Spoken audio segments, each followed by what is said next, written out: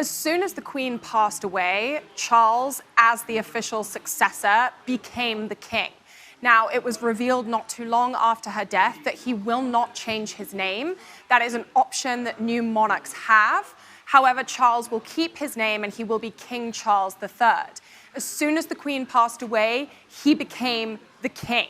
Now, obviously, there will need to be an official coronation, but that will not happen for several months to come because the key priority right now is honoring and celebrating the legacy of Her Majesty, and no one wants to jump the gun with the coronation proceedings before that is allowed to take place. And it's obviously an incredibly difficult time for Charles right now because, yes, he is now the king and he has ascended officially to the throne, but he is also a son who is mourning his mother, and that must be an unbelievably difficult set of emotions to balance. The reason that everyone was gathered was quite simply so that they could pay their respects and say goodbye to the matriarch of their family.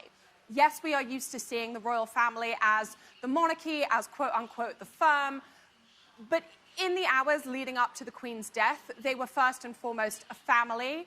And what we saw today with all of the members of her immediate family arriving in Scotland was a grandchild, a son, a daughter, arriving in order to be by the Queen's side as she passed away. The palace has not yet announced the official time of her death, so we do not know exactly which members of her immediate family made it to Balmoral in time to say their goodbyes to her. However, we do know that Kate Middleton and Meghan were not there. Kate decided to stay home in order to be with the children on their first day of school.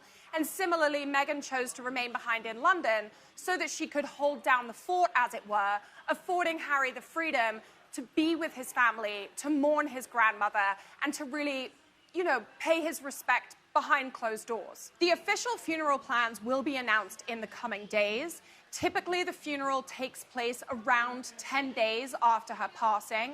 The Queen's body will be brought back to London, where it will lie in state for several days leading up to the funeral.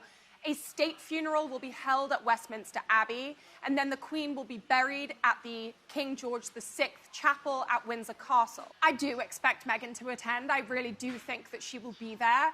First and foremost, she will want to be there to support Harry. No matter what Harry and Meghan have been through with the rest of the royal family, the Queen loved Harry as a very treasured member of her family, and Prince Harry returned that love to the Queen, and he would absolutely never miss the funeral, and I think that he will be absolutely heartbroken over her passing and will no doubt want Meghan to be by his side as he grieves his grandmother.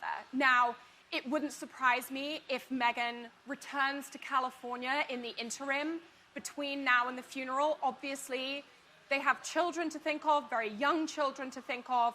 It may well be that she makes a brief return to their home in Montecito, but when it comes to the funeral itself, I absolutely expect that she will be there by Harry's side.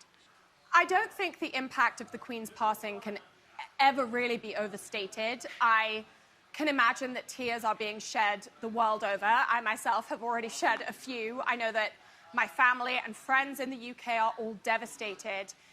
The reality is, for most people in the UK, and indeed the world over, they have not known life without the Queen.